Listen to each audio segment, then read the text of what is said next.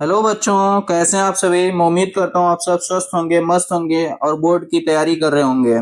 बच्चों, आज हम सब जो है समास को पढ़ने वाले हैं और इसको आज ऐसे तरीके से पढ़ेंगे कि आपको जो है कभी भूलेगा नहीं। तो जैसा कि बिहार बोर्ड के मैट्रिक और इंटर के एग्जाम में हर साल समास से 4 से 5 नंबर के ऑब्जेक्टिव प्रश्न आते हैं।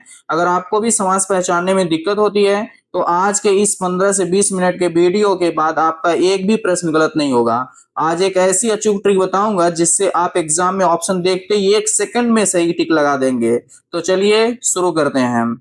तो आज हम लोग जो है समास को पढ़ेंगे। तो समास में क्या क्या देखना है हम लोग यहाँ पे देखते हैं कि समास और उनके भेद को देखना है। ठीक है, समास और उनके भेद, और वो भी कैसे, ट्रिक के साथ देखना है। ठीक है, तो चलिए हम लोग जो है सबसे पहले समास को समझ लेते हैं कि समास है क्या। तो आप लोग देखें या समझें कि दो या दो से अधिक शब्दों के मेल से बने नए शब्द को समास कहते हैं। ठीक है, और समास का अर्थ अगर आपसे कभी कोई पूछे तो इसका अर्थ होता है संक्षिप्तीकरण। मतलब ये दो शब्दों को या बड़े से बड़े शब्दों को ये छोटा कर देता है। ठीक है, चलिए आगे हम लोग देखते हैं। अगर कभी प्रश्न पूछ ले ऑब्जेक्टिव कि समास के कितने भेद हैं, तो इसको आपको बताना होगा। समास के मुख्य 6 भेद हैं। कौन कौन से? अव्ययी भाव समास, तत्पुरुष समास, कर्मधारय समास, द्विग्व समास, द्वंद्व समास और बहुब्रीहि समास। ठीक है, तो चलिए हम लोग जो है पहला देखते हैं और इसका ट्रिक भी देखते हैं कि इसमें हम कैसे पहचानेंगे। तो सबसे पहले है अव्ययी भाव समास। अव्ययी भाव समास की पहचान कैसे होती है? तो आप सब यहाँ देख सकते हैं कि शब्द के शुरू में उपसर्ग, जिसको हम प्रीफिक्स कहते हैं, जुड़ा हो। तो हम वो कौन कौन सा उपसर्ग जुड़ा हो जिससे हम ये पहचान सकें कि ये अव्ययी भाव समास है। तो यहाँ पे है कुछ मैंने लिख दिया है, जैसे यथा, प्र, प्रति, निर और आ, भर, हर। ये ऐसे उपसर्ग हैं जिसको आप देख करके तुरंत आप जिस शब्द में ये उपसर्ग लगे हों, उपसर्ग का मतलब आप लोग समझ रहे हैं ना, शब्द के जो पहले जुड़ता है। ठीक है, तो ये आप अभी देखेंगे एग्जाम्पल में, खुद आपको समझ में आएगा। तो ये शब्द जितने भी मैंने बताए, यथा, प्र, प्रति, निर, आ, भर, हर, तो ये सब शब्द के शुरू में जुड़ जाएंगे। ठीक है, और इससे जो है हम लोग इसकी पहचान कर सकते हैं। और दूसरी चीज की यहाँ पे कह रहे हैं कि एक और ट्रिक है कि या फिर एक ही शब्द जो है 2 बार आ जाए। ठीक है, तो हम ये समझ जाएंगे कि अव्ययी भाव समास है। तो चलिए इसका कुछ उदाहरण देख करके समझते हैं कि क्या ये जो ट्रिक हम बता रहे हैं वो उदाहरण में ऐसा मिल रहा है कि नहीं। तो चलिए देख रहे हैं यहाँ पे यथाशक्ति। तो यथाशक्ति में आप लोग यहाँ देख सकते हैं कि यथाशक्ति में क्या जुड़ा है? यथा, यथा प्लस शक्ति है। ठीक है, तो यहाँ यथा उपसर्ग लगने से ये हमको पता चल गया कि ये क्या है? अव्ययी भाव समास है। इसका अर्थ होता है क्या? शक्ति के अनुसार। और उसके बाद देखिए प्रति, फिर दूसरे में है आजन्म। ठीक है, तो आजन्म में क्या लगा है? आ लगा है। ठीक है, फिर है रातों रात। तो मैंने बताया ना कि कुछ ऐसे उपसर्ग हैं जिसको आप याद कर लेंगे तो समस्या नहीं होगी। और कुछ एक ही शब्द कहीं कहीं आपको देखने को मिलेगा, एक ही शब्द 2 बार रिपीट होगा, तो उसमें भी अव्ययी भाव समास होगा। जैसे कि आप यहाँ देख सकते हैं रातों रात में रात और रात दोनों रिपीट हुआ है, एक ही शब्द रिपीट हुआ है, तो यहाँ पे भी अव्ययी भाव समास है। फिर आप देख सकते हैं हाथों हाथ, यहाँ पे भी एक ही जो है शब्द 2 बार रिपीट हुआ है, तो यहाँ भी क्या होगा? अव्ययी भाव समास। ठीक है, फिर देखिए यहाँ निर्भय में निर जो है उपसर्ग लगा हुआ है। ठीक है, जिससे हम ये पहचान सकते हैं कि ये भी अव्ययी भाव समास है।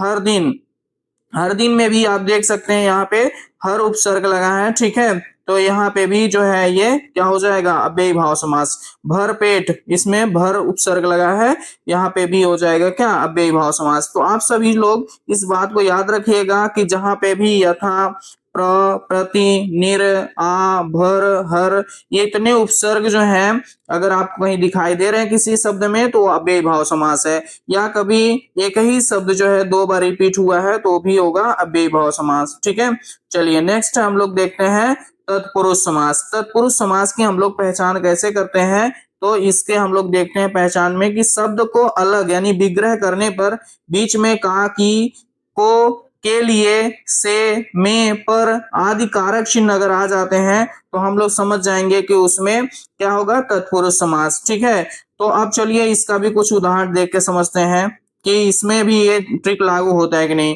जैसे कि देख सकते हैं देशभक्ति, देशभक्ति में देखेंगे इसका जब समास विग्रह करेंगे तो हो गया क्या, देश के लिए भक्ति। ठीक है, तो यहाँ पर आप देख सकते हैं कि इसमें के लिए, ठीक है, तो के लिए आया हुआ है, तो इससे हम लोग समझ जाएंगे इसमें कौन सा होगा, तत्पुरुष समास। राजपुत्र, राजपुत्र में राजा का पुत्र, यहाँ पे का लगा हुआ है। ठीक है, फिर उसका धनहीन, धन से हीन।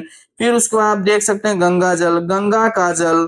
ठीक है, फिर उसके बाद आप देख सकते हैं आगे घुड़सवार, घोड़े पर सवार। तो आपको ये देखने को मिल रहा है कि जब हम समास विग्रह करते हैं तो बीच में कुछ कारक चिन्ह आते हैं, जैसे कि कौन कौन सा, का, की, को, के लिए, से, में, पर, ये ऐसे कारक चिन्ह अगर हमें दिखाई देते हैं समास विग्रह करने में, तो ये हम पहचान जाएंगे कौन सा तत्पुरुष, कौन सा समास होगा, तत्पुरुष समास होगा। ठीक है, चलिए नेक्स्ट है, इसी में तत्पुरुष समास में एक विशेष है नए तत्पुरुष समास। ये पहले तो उतना नहीं पूछा जाता, लेकिन अब ये बहुत ज्यादा इसका प्रश्न हमें देखने को मिलता है।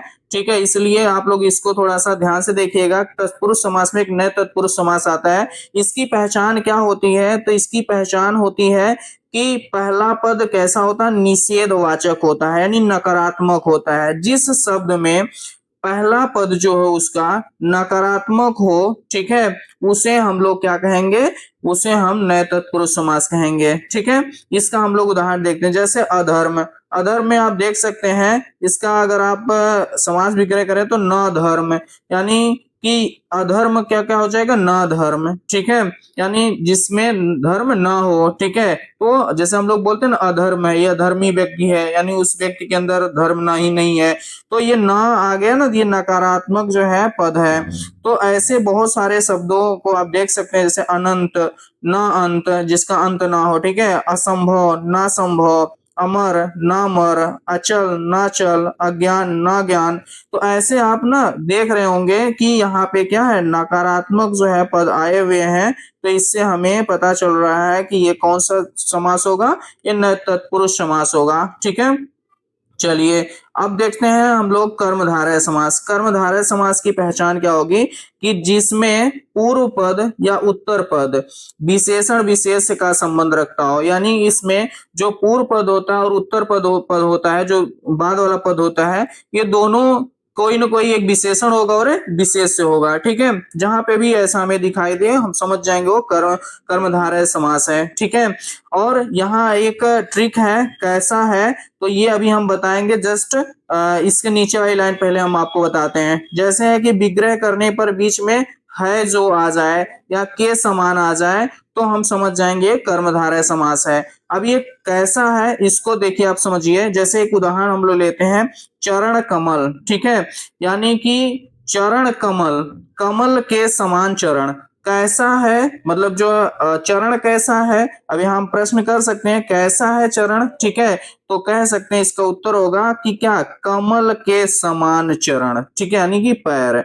तो आप ये जब भी इसका समास विग्रह करें, है जो या के समान, ठीक है, ये अगर आ जाता है तो हम पहचान लेंगे कि वो क्या होगा, कर्मधारय। दूसरी चीज, अगर ये आपको याद ना हो तो वो उसमें एक विशेषण हो और एक विशेष्य हो। ठीक है, जैसे कि यहाँ आप देख सकते हैं चरण कमल में आप ये कमल के समान चरण। ठीक है, जो चरण है इसकी क्या विशेषता है कि वो कमल के समान है। ठीक है, तो ये कमल क्या हो गया, ये विशेषण हो गया, और चरण क्या हो गया, विशेष हो गया। तो ऐसा भी आप देख करके पहचान सकते हैं। ठीक है, अगर ये ना पहचान में है तो यहाँ पे देख सकते हैं कि है जो या के समान आ जाए, तो यहाँ देखिए क्या हुआ, आया हुआ है के समान। इससे भी हम पहचान जाएंगे क्या, कर्मधारय है। ठीक है, अब दूसरा नील कमल। नील कमल में नीला है जो कमल। ठीक है, यानी कमल की विशेषता है कि वो कैसा है, नीला है। तो यहाँ पे कमल विशेष और नीला विशेषण। ठीक है, फिर उसके बाद देखते हैं नेक्स्ट, महापुरुष। महान है जो पुरुष। ठीक है, यानी यहाँ पुरुष की विशेषता क्या है कि महान है, तो यहाँ पे भी हो जाएगा कर्मधारय समास। फिर उसके बाद है चंद्रमुख, चंद्रमा के समान मुख। मुख की विशेषता है क्या है कि वो कैसा है, चंद्रमा के समान है। ठीक है, फिर उसके बाद हम लोग देखते हैं सूर्यमुखी, सूर्य के समान मुख। मुख की विशेषता है वो कैसे है, सूर्य के समान है। ठीक है, तो यहाँ पे हम लोग देख सकते हैं कर्मधारय में कि कर्मधारय समास में विशेषण विशेष्य का संबंध होता है, यानी दोनों पद, जो पूर्व वाला पद होता है और उत्तर वाला पद जो होता है, ये दोनों जो है विशेषण विशेष्य का संबंध रखते हैं। और इसका समास विग्रह करने पर है जो या के समान इसमें आते हैं, शब्द आते हैं। और दूसरी चीज, जब हम इसमें प्रश्न करते हैं कैसा है, तो हमें उत्तर मिलता है। ठीक है, कैसा है, जैसे हम चरण कमल को देखे हैं कि कैसा है चरण कमल, तो कैसा है, कमल के समान कमल के समान चरण। कैसा है चरण, तो कमल के समान चरण है। ठीक है, तो इस तरीके से भी आप पहचान सकते हैं। चलिए नेक्स्ट है द्विगु समास। द्विगु समास ये आपको पहचानना बिल्कुल आसान है कि जिसमें भी जिस पद में, ठीक है, जिस शब्द में पहला जो पद हो, ठीक है, वो संख्यावाची हो, उसमें संख्या आया हुआ हो, तो हम समझ जाएंगे वो कौन सा होगा, द्विगु समास होगा। जैसे यहाँ आप देख सकते हैं उदाहरण में चौराहा। चौराहा में क्या आ रहा है, चार आ रहा है, चार राहों का समूह। ये चार एक संख्या है ना, तो यहाँ अब इससे पहचान सकते हैं कि इसमें कौन सा होगा, द्विगु समास होगा।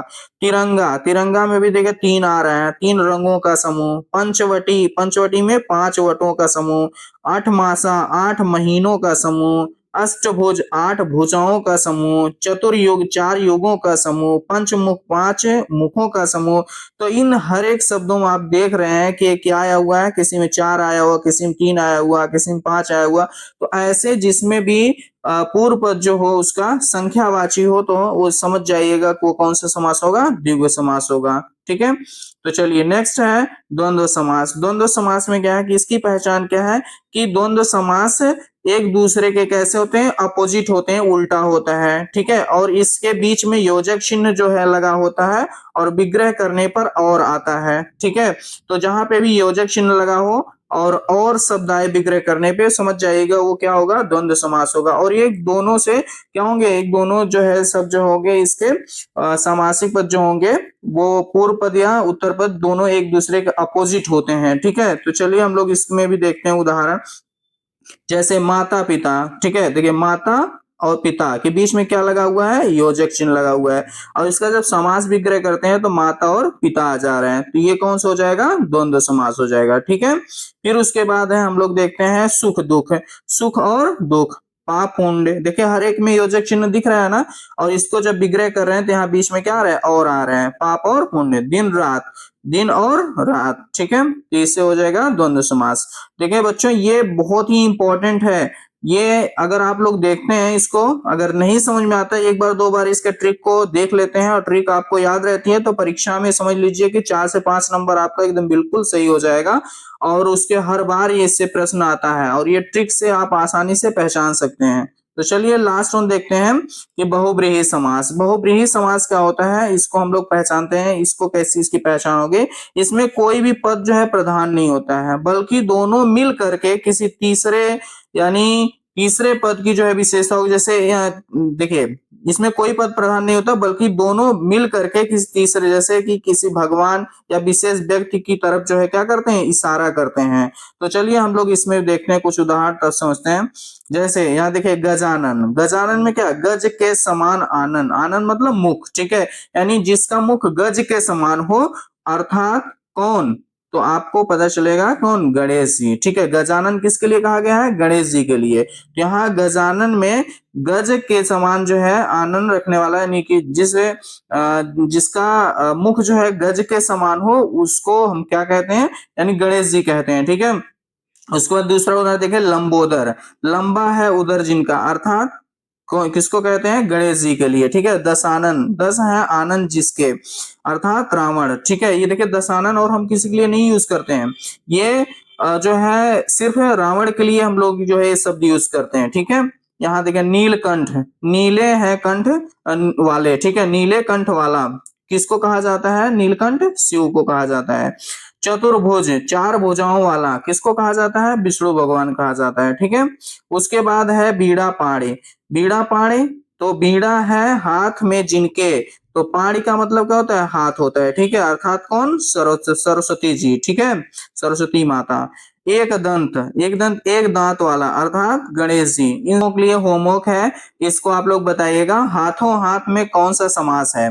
इसका जवाब आप लोग कमेंट बॉक्स में दीजिएगा, ठीक है। और जिसका उत्तर सही होगा मैं उसका जो है कमेंट जो है पिन करूंगा, ठीक है। तो ये आप लोग जो है देख लीजिएगा, बहुत ही इंपॉर्टेंट है, ठीक है, परीक्षा के दृष्टि से। इसको अगर एक बार ना समझ में आया 2 बार देखिएगा, और फिर भी अगर कहीं डाउट लगता है तो कमेंट करके जरूर पूछिएगा, ठीक है। चलिए, थैंक यू।